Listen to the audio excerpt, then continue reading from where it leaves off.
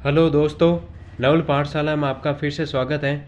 मैं आज आपको दैनिक पाठ योजना जो हमारा विज्ञान विषय का प्रकरण रहेगा उसके बारे में आपको ये दैनिक पाठ योजना डायरी फिलअप किस प्रकार से करनी है। ये हमारा बीएड सेकेंड ईयर और बीएड फर्स्ट ईयर के लिए है। इसमें आप लोग लिख सकते हैं, दैनिक पाठ योजना अपनी बना सकते हैं।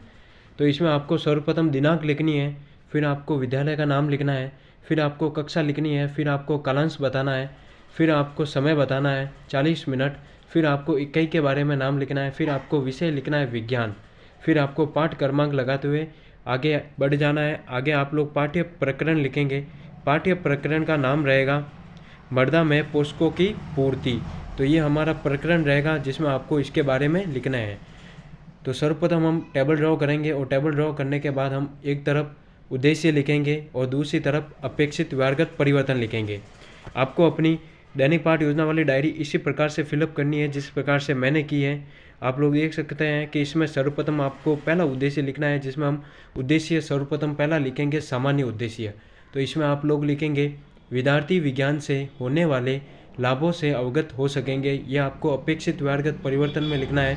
दूसरा पॉइंट आपको लिखना है छात्रों में विज्ञान विषय के प्रति रुचि जागृत करना। तीसरा पॉइंट आपको लिखना है छात्रों को विज्ञान के अनुप्रयोगों के बारे में बताना। तो ये सब हमारे सामान्य उद्देश्य हो जाएंगे जो हम दैनिक पाठ योजना वाली डायरी में लिखेंगे। फिर हमारा दूसरा उद्देश्य है विशिष्ट उद्देश्य। विशिष्ट उद्देश्य में आपको लिखना है अपेक्षित व्यवहारगत परिवर्तन में पहला पॉइंट बनाते हुए आप लोग लिखेंगे छात्र मृदा में पोषक तत्वों का प्रत्यास्मरण कर सकेंगे। दूसरा पॉइंट आपको लिखना है छात्र मृदा में उपस्थित पोषक तत्वों के प्रकारों को जान सकेंगे। फिर हम विशिष्ट उद्देश्य आपके यहीं पर ही समाप्त होता है। विशिष्ट उद्देश्य समाप्त हो जाने के बाद आप लोग अवबोधात्मक यानी अगला हमारा उद्देश्य है अवबोधात्मक। इसमें आप लोग लिखेंगे पहला पॉइंट बनाते हुए छात्र मृदा में पोषक तत्वों के भागों तथा प्रकारों को जान तथा उनमें तुलना कर सकेंगे, यानी उन प्रकारों को जान सकेंगे और उनमें तुलना कर सकेंगे। फिर आपको अगला उद्देश्य लिखना है ज्ञानोपयोग। तो इसमें आपको लिखना है छात्र मृदा के पोषक तत्वों को समझ सकेंगे। फिर हमारा अगला उद्देश्य है अभिरुचियात्मक। इसमें आप लोग लिखेंगे अभिरुचियात्मक उद्देश्य में आपको लिखना है छात्र मृदा के पोषकों की व्याख्या कर सकेंगे। तो ये आपका अभिरुचियात्मक जो हमारा उद्देश्य है वो यहीं पर ही समाप्त होता है। फिर हम अगले उद्देश्य की ओर चलेंगे। अगले उद्देश्य का नाम है अभिवर्त्यात्मक। इसमें आप लोग लिखेंगे छात्र मृदा के पोषकों से संबंधित ज्ञान का प्रयोग कर सकेंगे। तो यह आपका अभिवर्त्यात्मक उद्देश्य कंप्लीट होता है। ये देखिए, आप लोग देख सकते हैं कि मैंने अपनी दैनिक पाठ योजना वाली डायरी में किस प्रकार से इन उद्देश्यों को डिफाइन किया है, किस प्रकार से लिखा है। आपको इसी प्रकार से लिखना है और वही एंट्री फिलअप करनी है जो पहले करते हुए आए हैं। हमारी दैनिक पाठ योजना वाली डायरी में एंट्री आपको वही फिलअप करनी है जो पहले करते हुए आए हैं, सिर्फ हमारा प्रकरण चेंज हो जाएगा। तो इसमें हम आगे की ओर चलते हैं। आगे हम पूर्व ज्ञान की ओर चलेंगे। पूर्व ज्ञान में आपको लिखना है, पूर्व ज्ञान लिखने से पहले आपको सहायक सामग्री बतानी होती है। सहायक सामग्री में आप लोग लिखेंगे सहायक सामग्री वही होती है जो आप ब्लैक बोर्ड पर यूज़ करते हुए लिखते हैं, यानी उनको यूज़ करते हुए आप ब्लैक बोर्ड पर लिखते हैं। तो इसमें हम पहली सहायक सामग्री लिखेंगे चौक, डस्टर, लपेट फलक, संकेतक आदि। फिर हम शिक्षण विधि और प्रविधि देखेंगे, यानी इस प्रकरण में कौन सी विधि का यूज़ किया गया है। तो इसमें आप विधि का नाम लिखेंगे विश्लेषणात्मक विधि। फिर हम पूर्व ज्ञान देखेंगे। पूर्व ज्ञान में आपको लिखना है विद्यार्थी मृदा में पोषकों की पूर्ति के विषय में सामान्य जानकारी रखते हैं। तो ये आपका पूर्व ज्ञान हो जाएगा, यानी आपकी सहायक सामग्री, शिक्षण विधि और पूर्व ज्ञान लिखने के बाद आप प्रस्तावना देंगे। प्रस्तावना से पूर्व आपको पूर्व ज्ञान देना है। पूर्व ज्ञान आपका यहीं पर ही कंप्लीट होता है। पूर्व ज्ञान कंप्लीट हो जाने के बाद आप प्रस्तावना प्रश्न देंगे। प्रस्तावना प्रश्न देने से पूर्व आपको एक टेबल ड्रॉ करनी है और टेबल ड्रॉ करने के बाद आपको एक तरफ नंबरिंग करनी है। फिर आपको एक तरफ छात्र दीपक प्रश्न और एक तरफ छात्र छात्र अनुक्रिया के बारे में आपको बताना है। तो इसमें आप लोग लिखेंगे, तो इसमें आप छात्र दीपक कथन में यानी प्रश्न में सर्वप्रथम पहला प्रश्न लिखेंगे। तो इसमें आप लोग बता सकते हैं पहला प्रश्न, हम भोजन हेतु किस पर निर्भर रहते हैं। तो इसमें आप छात्र अनुक्रिया में लिखेंगे पेड़ पौधों पर। दूसरा हम प्रश्न लिखेंगे पेड़ पौधे कहाँ उगते हैं। तो इसमें आप लोग बता सकते हैं पेड़ पौधे मृदा में उगते हैं। फिर हम तीसरा प्रश्न देखेंगे मृदा मिट्टी से पेड़ पौधे क्या प्राप्त करते हैं, तो इसमें आपको आंसर देना है जल एवं पोषक तत्व। फिर हम चौथा प्रश्न देखेंगे। चौथे प्रश्न में आपको लिखना है जल मृदा में कहाँ से आता है, तो इसमें आप लोग आंसर देंगे वर्षा द्वारा। फिर हम पांचवा प्रश्न देखेंगे पौधों को वृद्धि हेतु किन पोषक तत्वों की आवश्यकता होती है, तो ये हमारा पांचवा जो अंतिम प्रश्न होता है हमारा यह दैनिक पाठ योजना वाली डायरी में, वो हमारा समस्यात्मक होता है और इसमें टोटल हम 5 प्रश्न लिखते हैं।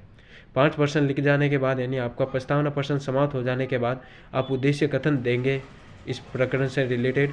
तो उद्देश्य कथन में आपको लिखना है बच्चों आज हम मिट्टी के पोषकों की पूर्ति के विषय में विस्तार पूर्वक अध्ययन करेंगे। तो यह आपका उद्देश्य कथन यहीं पर ही समाप्त होता है।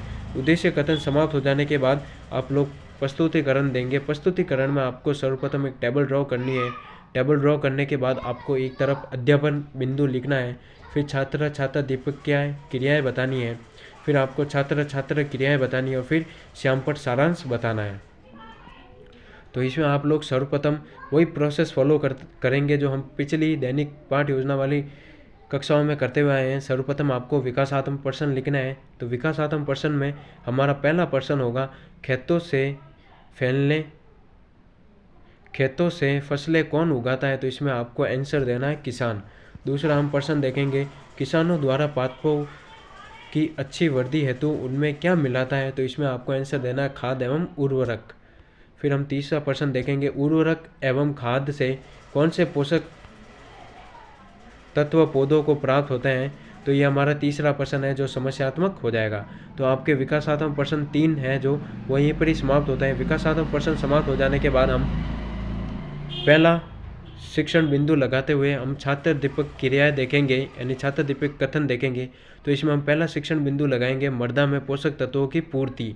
तो इसमें आपको छात्र दीपक कथन में लिखना है, इसमें आप लिखेंगे पादप निरंतर मृदा से खनिज पोषक तत्व अवशोषित करते हैं, अतः मृदा में इनकी मात्रा लगातार कम होती जाती है।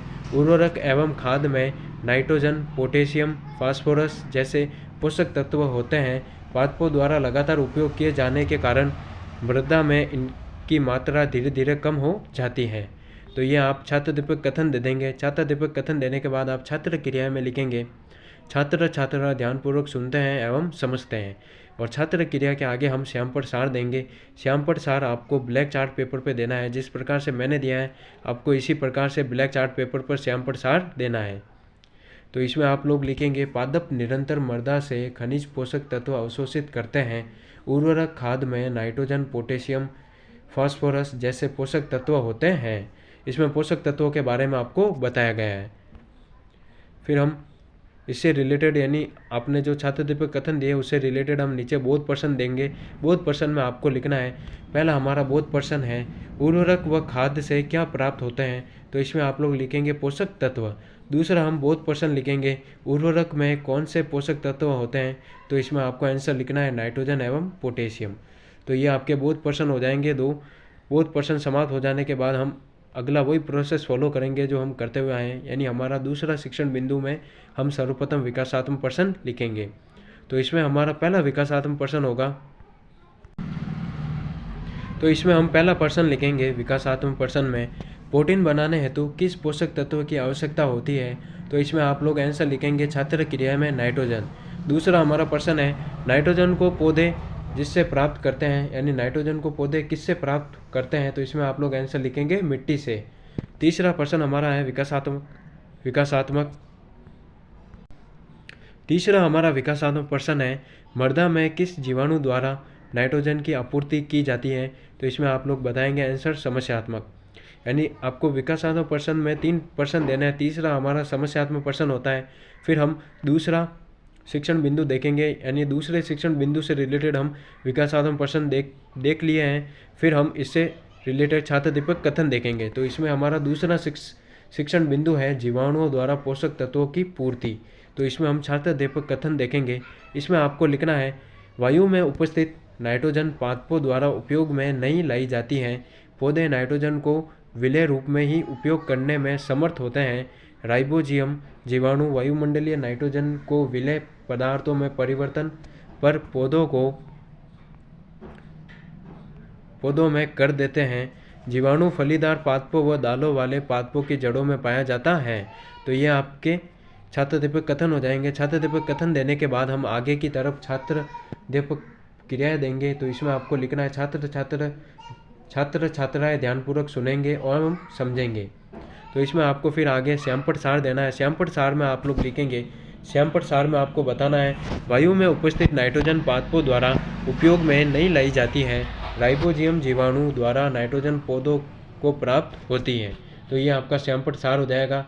श्यामपट सार देने के बाद हम बोध प्रश्न देखेंगे। बोध प्रश्न में आपको लिखना है, सर्वप्रथम हमारा पहला बोध प्रश्न होगा, किस जीवाणु द्वारा नाइट्रोजन पौधों को प्राप्त होती हैं। तो इसके बारे में आपको बताना है राइजोबियम, यानी छात्र क्रिया में आपको आंसर लिखना है। फिर आपको दूसरा प्रश्न देना है, राइबोजियम किस पादप की जड़ों में पाया जाता है। तो इसके बारे में आपको बताना है फलीदार पौधों की जड़ों में पाया जाता है। तो ये आपके बोध प्रश्न समाप्त होते हैं। फिर हम इससे आगे तीसरा शिक्षण बिंदु देखेंगे, यानी आपको दैनिक पाठ योजना में टोटल 3 शिक्षण बिंदु होते हैं। 3 शिक्षण बिंदु कंप्लीट हो जाने के बाद हम मूल्यांकन प्रश्न, पुनरावृत्ति प्रश्न और फिर अंत में गृह कार्य देते हैं। और अंत में एक तरफ अपने लेफ्ट हैंड साइड में अपन स्वयं के हस्ताक्षर करते हैं और एक तरफ पर्यवेक्षक के हस्ताक्षर करवाते हैं। और इसी प्रकार से हमारी दैनिक पाठ योजना वाली डायरी कंप्लीट हो जाती है। फिर हम आगे की ओर देखेंगे विकासात्मक प्रश्न, यानी इसमें हमारा तीसरा बिंदु होगा सहजीवी संबंध, जिससे रिलेटेड हम विकासात्मक प्रश्न देखेंगे। तो इसमें आपको पहला विकासात्मक प्रश्न लिखना है, राइजोबियम का पादप में कैसा संबंध होता है। तो इसके बारे में आपको आंसर बताना है सहजीवी संबंध। पहला प्रश्न आपका विकासात्मक प्रश्न खत्म हो जाने के बाद हम दूसरा विकासात्मक प्रश्न देखेंगे। इसमें आपको लिखना है सहजीवी संबंध पादप हेतु कैसा रहता है। तो इसमें आपको आंसर बताना है लाभदायक। तो आपके ये जो दोनों विकासात्मक प्रश्न है वो यहीं पर ही समाप्त होते हैं। दोनों विकासात्मक प्रश्न समाप्त हो जाने के बाद आप लोग तीसरा विकासात्मक प्रश्न देखेंगे। इसमें आपको आंसर देना है, यानी इसमें आपको प्रश्न लिखना है सहजीवी संबंध किस प्रकार लाभदायक है। तो इसमें आप लोग आंसर लिखेंगे समस्यात्मक, यानी आंसर आप समस्यात्मक बताने के बाद हम फिर छात्राध्यापक कथन देखेंगे। छात्राध्यापक कथन में आपको लिखना है, सर्वप्रथम हम छात्राध्यापक कथन में लिखेंगे राइजोबियम के सहजीवी संबंध द्वारा मृदा में नाइट्रोजन की आपूर्ति होती है। राइजोबियम जीवाणु युक्त पादपों को फसलों के साथ उगाने पर नाइट्रोजन मुक्त पादपों को फसलों के साथ उगाने पर नाइट्रोजन युक्त उर्वरक देने की आवश्यकता नहीं होती है। तो ये आपका छात्राध्यापक कथन हो जाएगा। छात्राध्यापक कथन समाप्त हो जाने के बाद हम अगली तरफ छात्र छात्र क्रियाएं देखेंगे। तो इसमें आपको लिखना है छात्र छात्राएं ध्यानपूर्वक सुनते हैं एवं समझते हैं। फिर हम आगे की ओर श्यामपट सार देंगे। श्यामपट सार में आपको लिखना है, ब्लैक पेपर में श्यामपट सार लगाते हुए आपको लिखना है, राइजोबियम जीवाणु युक्त पादपों को सहजीवी संबंध द्वारा मृदा में नाइट्रोजन की आपूर्ति होती है। तो ये आपका श्यामपट सार यहीं पर ही समाप्त होता है और आपके ये तीनों जो शिक्षण बिंदु है वहीं पर ही समाप्त होते हैं। फिर हम इससे रिलेटेड बोध प्रश्न देखेंगे, यानी तीसरे बिंदु से रिलेटेड हम बोध प्रश्न देखेंगे। आपको बोध प्रश्न लिखना है। पहला हमारा बोध प्रश्न है, राइजोबियम युक्त फसल उगाने के बाद किस उर्वरक को देने की आवश्यकता होती है। तो इसमें आपको आंसर लिखना है नाइट्रोजन। फिर हम दूसरा प्रश्न देखेंगे। दूसरा प्रश्न में आपको लिखना है कौन सा संबंध किसानों हेतु महत्वपूर्ण संबंध है, यानी इसमें आपको आंसर लिखना है सहजीवी संबंध। तो इसमें आपके ये जो दोनों बोध प्रश्न है वहीं पर ही समाप्त होते हैं और आपके तीनों जो शिक्षण बिंदु है वहीं पर ही कंप्लीट होते हैं। फिर हम शिक्षण बिंदु कंप्लीट हो जाने के बाद हम इससे रिलेटेड मूल्यांकन एवं पुनरावृत्ति प्रश्न देखेंगे। आपको इसी प्रकार से कार्य करना है जिस प्रकार से मैंने किया है। आपको अपनी दैनिक पाठ योजना को इसी प्रकार से फिलअप करना है। तो इसमें आप दैनिक पाठ योजना वाली डायरी को फिलअप करते हुए मूल्यांकन प्रश्न पहला लिखेंगे, जिसमें हम मूल्यांकन प्रश्न पहला बताएंगे। इसमें आपको लिखना है राइजोबियम किस पौधों की जड़ों में रहता है, इसमें आपको आंसर बताना है। फिर दूसरा आपका पुनरावृत्ति प्रश्न है, कौन सी गैस नाइट्रोजन स्थिरीकरण के लिए उत्तरदायी है। फिर हम तीसरा प्रश्न देखेंगे। तीसरे प्रश्न में आपको लिखना है मृदा में पोषक तत्वों की आपूर्ति किस प्रकार होती है। तो इसके बारे में आपको आंसर बताना है। फिर हम अंत में चौथा प्रश्न देखेंगे, सहजीवी संबंध का क्या महत्व है। तो इसके बारे में आपको आंसर बताना है। तो आपके ये जो मूल्यांकन एवं पुनरावृत्ति प्रश्न है वो यहीं पर ही समाप्त होते हैं। मूल्यांकन प्रश्न और पुनरावृत्ति प्रश्न समाप्त हो जाने के बाद हम फिर गृह कार्य देंगे बच्चों को। गृह कार्य में आपको लिखना है, पहला हमारा गृह कार्य है जीवाणु द्वारा पोषक तत्वों की आपूर्ति किस प्रकार होती है, इसके बारे में आपको बताना है। दूसरा हमारा गृह कार्य है सहजीवी संबंध के बारे में संक्षिप्त टिप्पणी कीजिए। तो तो इसके बारे में आपको आंसर बताना है। तो आपका ये जो गृह कार्य है वो यहीं पर ही समाप्त होता है और आपकी ये जो दैनिक पाठ योजना वाला जो प्रकरण है मृदा में पोषक तत्व वो यहीं पर ही समाप्त होता है। फिर हम इससे रिलेटेड आगे परिवीक्षण पृष्ठ देखेंगे जिसमें आपको कर्म संख्या डालनी है, दिनांक डालनी है, यानी आपने ये प्रकरण किस दिन पूरा किया है वो वाली दिनांक डालनी है। फिर कक्षा बतानी है कि कौन सी कक्षा का ये प्रकरण है। फिर आपको विषय बतानी है, प्रकरण बताना है मृदा में पोषक तत्वों की पूर्ति। फिर आपको कक्षा विषयाध्यापक के हस्ताक्षर एवं टिप्पणी लिखनी है। अच्छा, तो दोस्तों आपको ये वीडियो कैसी लगी बताना, लाइक करना, कमेंट करना और इसी प्रकार की वीडियो पाने के लिए आप चैनल को सब्सक्राइब कीजिए। अगली वीडियो हमारी कल आएगी जो हमारी विज्ञान विषय से ही रिलेटेड होगी, या फिर मैं इंटर्नशिप वाली वीडियो डालूँगा। देखने के लिए आप चैनल को सब्सक्राइब कीजिए और लाइक कीजिए और कमेंट कीजिए। Thank you. और तो आप लोग देख सकते हैं कि मैंने अपनी दैनिक पाठ योजना वाली डायरी को किस प्रकार से फिलअप किया है। आप लोग इसी प्रकार से अपनी दैनिक पाठ योजना वाली डायरी को फिलअप कर सकते हैं। एंट्री वही रहेगी, फिर सिर्फ हमारा प्रकरण चेंज हो जाएगा और हमारे शिक्षण बिंदु चेंज हो जाएंगे।